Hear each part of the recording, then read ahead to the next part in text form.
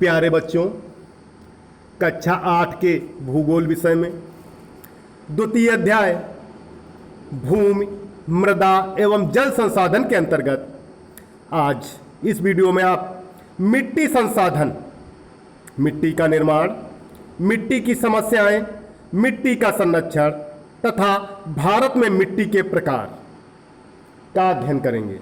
देखिए, मिट्टी संसाधन धरातल की जिस ऊपरी परत पर पेड़ पौधे और फसलें उगाई जाती हैं उसे मिट्टी कहते हैं। धरातल की जिस ऊपरी परत पर पेड़ पौधे और फसलें उगाई जाती हैं उसे मिट्टी कहते हैं। अपने पोषण के लिए सभी प्राणी मिट्टी पर ही निर्भर है। मानव अपनी सभी मुख्य आवश्यकताओं, मानव की 3 ही मुख्य आवश्यकताएं हैं: रोटी, कपड़ा और मकान, आवास, भोजन और वस्त्र की पूर्ति के लिए मिट्टी पर ही निर्भर है। इसलिए मिट्टी मनुष्य के लिए सर्वाधिक उपयोगी संसाधन है। यह नवीकरणीय संसाधन है। कैसा संसाधन है? नवीकरणीय संसाधन है। देखिए, मिट्टी का निर्माण, मिट्टी का निर्माण हमेशा से होता रहता है। इसकी निर्माण प्रक्रिया को मृदा जनन कहते हैं। इसकी निर्माण प्रक्रिया को मृदा जनन कहते हैं। मिट्टी के निर्माण में पैतृक शैल, मृदा जीव, स्थलाकृति, जलवायु और समय मूलभूत कारक है। कौन कौन कारक है? पैतृक शैल, मृदा जीव, स्थलाकृति, जलवायु और समय। पैतृक अथवा मूल शैलों से मिट्टी की विशेषताएं निश्चित होती हैं। उदाहरण के लिए बालू पत्थर से बालू के कण और शैल से चीका मिट्टी बनती है। बालू पत्थर से बालू के कण और शैल से चीका मिट्टी बनती है। जलवायु कारकों में वर्षा तथा तापमान मुख्य है। जल की उपस्थिति और तापमान में बार बार परिवर्तन होने से अपक्षय की दर बढ़ जाती है। मिट्टी के बनने की गति में भी इससे तीव्रता आती है। किसी क्षेत्र की स्थलाकृति उस क्षेत्र के अपवाह को प्रभावित करती है। अपक्षयित शैलें तीव्र ढालों पर रुक नहीं पाती हैं। अपक्षयित शैलें तीव्र ढालों पर रुक नहीं पाती हैं।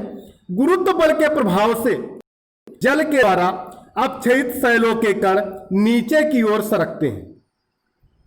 मंद ढालों तथा मैदानों में बिना किसी बाधा के मिट्टी एकत्रित हो जाती है। जीव जंतुओं एवं मृत पौधों से मिट्टी ह्यूमस प्राप्त करती है। चींटियां एवं केंचुए मिट्टी को भुरभुरा बनाकर उसमें जल तथा वायु के लिए रिक्त स्थान बना देते हैं। इसीलिए केंचुओं को किसान का मित्र भी कहा जाता है। चींटियां एवं केंचुए मिट्टी को भुरभुरा बनाकर उसमें जल तथा वायु के लिए रिक्त स्थान बना देते हैं। समय का भी मृदा निर्माण में विशेष महत्व। मृदा निर्माण के लिए ज्यादा समय मिलने पर मिट्टी की मोटी परतें बनती हैं। वायु तथा नदियों के प्रवाहित जल द्वारा निम्न भूमियों में पदार्थों के निक्षेप से मिट्टी का निर्माण होता है। नदी घाटियों में जलोढ़ मिट्टी अधिक उपजाऊ तथा गहरी होती है। आगे देखिए, मिट्टी की समस्याएं। अपर्दन और उर्वरता ह्रास। ह्रास माने होता है नष्ट होना। मिट्टी की 2 समस्याएं हैं। भूमि पर लगातार फसल बोने से उसकी उर्वरता में कमी आ जाती है। किसी भूमि पर जब लगातार फसल बोई जाती है तो उसकी उपजाऊपन में कमी आ जाती है। एक ही फसल बार बार बोने से मिट्टी की उर्वरता घट जाती है। इससे मिट्टी में कुछ पोषक तत्व कम हो जाते हैं।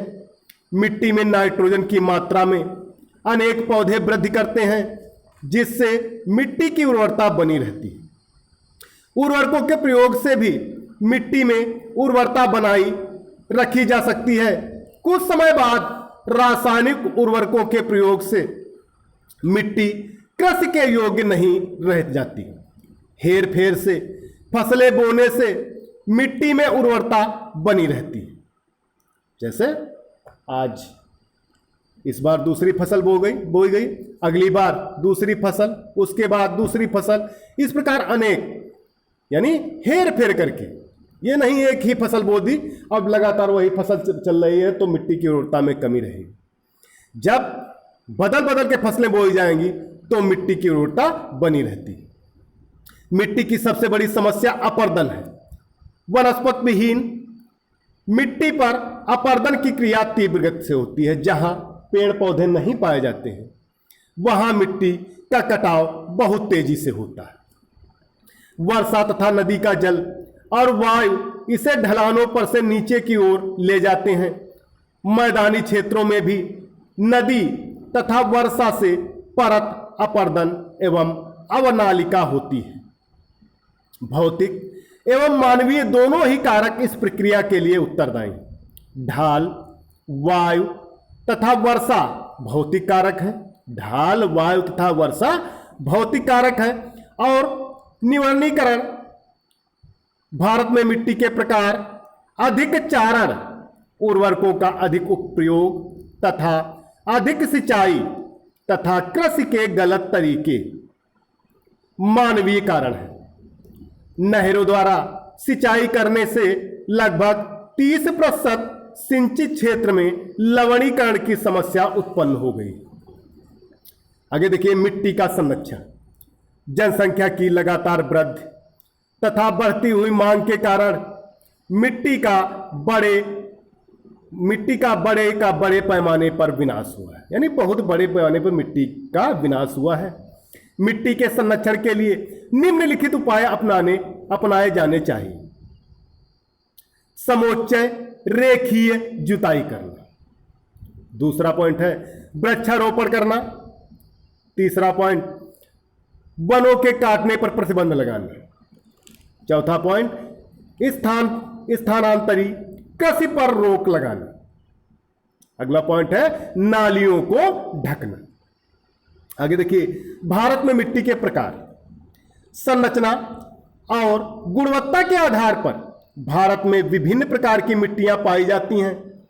भारत में काप, लाल, लेटराइट, काली, पर्वतीय एवं मरुस्थलीय मिट्टियां पाई जाती हैं। जलोढ़ मिट्टी कृषि के लिए सबसे अधिक उपयुक्त है। जलोढ़ मिट्टी काप मिट्टी को ही कहा जाता है। जलोढ़ मिट्टी के क्षेत्रों में ही सघन जनसंख्या पाई जाती है। तो प्यारे बच्चों, आज के लिए इतना ही। सभी बच्चे अपनी भाषा में लिखकर इसे कक्षा 8 होमवर्क वाले ग्रुप पर अवश्य डालें। धन्यवाद।